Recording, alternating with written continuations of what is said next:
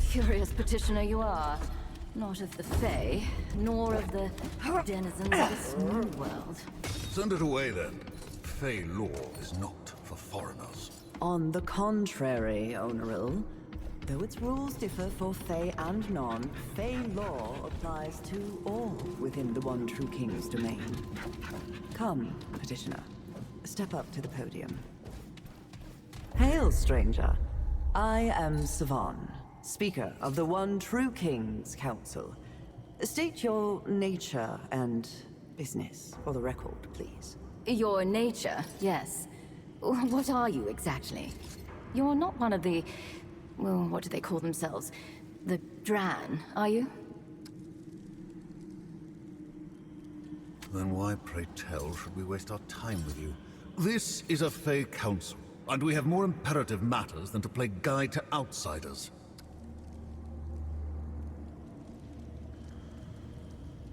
Oh, you see, it wastes our time. A pity. I had hoped for more stimulating distraction. If that is all you have to say, petitioner, then please, step aside. We have quite enough troubles to occupy our time. You have wasted quite enough of our time, foreigner. The Fae have far more important concerns than you before us. Oneril speaks true, but a thought occurs to me. Perhaps this stranger could be of use to us. Our kingdom has been thrust into chaos, stranger. The One True King has been usurped by an impostor, aided by someone on this council, no less. But we know not whom. If you will accede, Fae law allows for an independent party to aid our investigation. Perhaps your eyes can bring clarity where our trust has failed. Do you accept? Hold! I do not accept. This is a foreigner, hardly more than a mute beast. The law does not allow such to conduct investigations or judgments on our behalf. Have you ever considered, Oneril, that our job is to make the law? Both arguments are heard and deemed irrelevant. We do not ask them to make judgment, only to aid in an investigation that we have voluntarily foregone. The law supports this.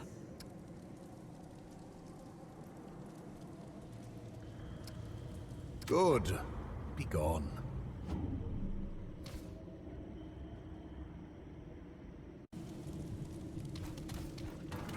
You return. I trust you have purpose here. A great tragedy, stranger. For eons, the Fae and this council have faithfully served the One True King. But alas, his rule has been curtailed. The impostor, Phelan or Pherin or whatever they call themselves now, placed the king in an eternal slumber from which he cannot be woken. The king was attacked in his own chambers, behind this very door. The impostor could not have entered without aid from a member of this council. But, of course, we all have our alibis, as you can imagine. None of us were here. This has been proven many times. If you can find any evidence tying one of us to this tragedy or to the impostor, then Fae justice might be done. It won't be enough, Savan. The impostor still sits upon the throne. Yet, it will be a step, and a necessary one, toward restoring order among the Fae. It means you're not Fae, and your life is easily forfeit. Please, Oneril. Stranger, we will discuss the conditions of your accusation if and when you choose to make one. We do not. This farce does nothing. Peace, Oneril. The law is clear on this point, as you well know. I will answer your question, stranger. With a traitor among us, trust has shattered. If any of us were to produce evidence at this stage, it would be suspect by all.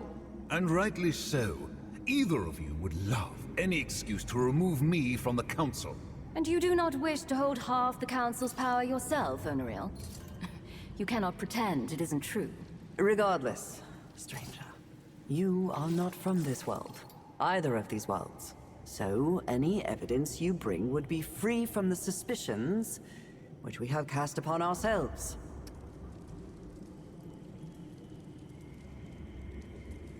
Precisely my point. This foreigner may have any number of reasons for accusing any one of us. Which is why, if and when evidence is produced, we alone will pronounce the final judgment. And if that evidence has been falsified, tainted, how do I know one of you has not paid this interloper to act on your behalf? Onreal, only you assume that everyone is as unscrupulous as yourself. Not everyone seeks power at any cost. Very well. I will judge it when I see it.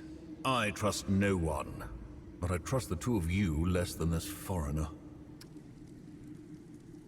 We now know that the impostor approached each one of us at some point, whispering promises of freedom and power, trying to poison our minds against the one true king. He only said what we wanted to hear. Pity one of us listened. Can you blame them, though? The imposter called out important truths. Is that an admission of guilt, Niall? If you would allow me to finish. I was saying he called out important truths that we must take to heart, despite the poison that obviously accompanied them. We would do well to address the flaws raised by the imposter. And I find it difficult to cast blame on any who thought there might be a smoother path towards doing so. And yet that path has led to ruin. We have merely exchanged one tyrant for another. Indeed, but our feelings on the outcome are irrelevant. This council must be absolved of guilt if we are ever to restore order to the Fae. Alas, we do not know. There is no blood, no wound that we can see. Not that we were able to investigate the scene fully. At your request, Onreal. I cannot trust either of you backstabbers nor anyone you might call to serve us. Were those not your words? They were indeed, and the sentiment holds. Regardless, it is unknown even what could harm the king. For it is said that no mortal weapon can kill him. And many have tried. They are a monster. They care nothing for the welfare of the Fae. Nor those of us who serve the Fae. Nor for the law. On this we all agree. The impostor's plan should never have been carried out. So it would seem. If this council is to have any efficacy at all, the traitor must be removed from our midst. This is the law. The king has ruled over the Fae as long as anyone can recall. He has always been a guiding force, both in our world and our lives. Some believed he was too much of a guiding force. More than some. Yet, look at us now. The king sleeps, and our world is spun into chaos. Indeed. It would seem his life is more entwined with our world than anyone knew. Imagine what would have happened if he had been killed. Oh, of course! How could we have been so blind? The genius of this foreigner who is so much more clever than all of the Fae together. Please, Onreal. Their question is academic curiosity. The simple answer, stranger, is magic of a kind more powerful than any here have yet seen. We suspect the impostor's conspiracy went even deeper than this council alone. All the more reason to identify the conspirator among us. Good. Be gone.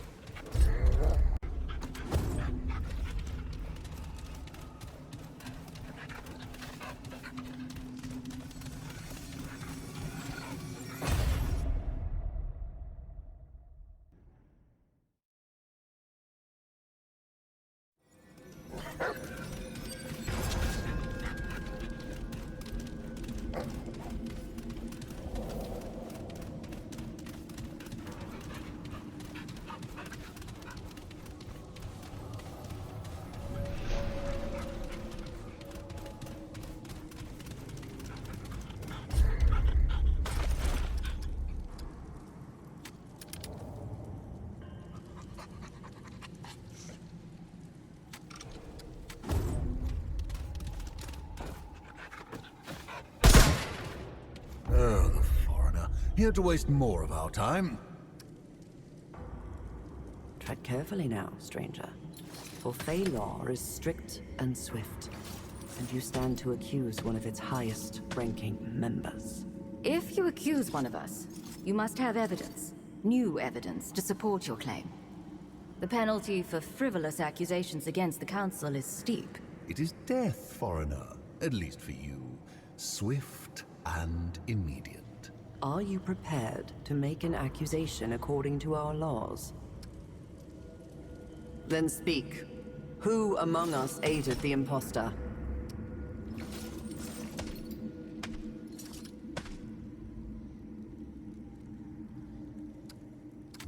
Slint.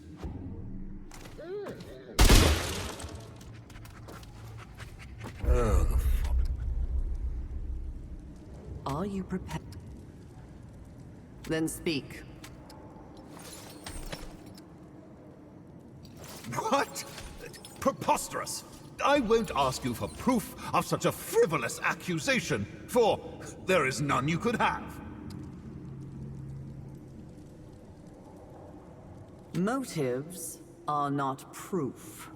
But you have now wrongfully and willfully brought charges of treason against the Council of the One True King.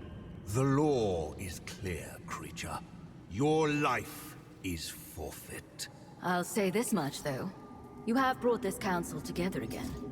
If only to destroy you.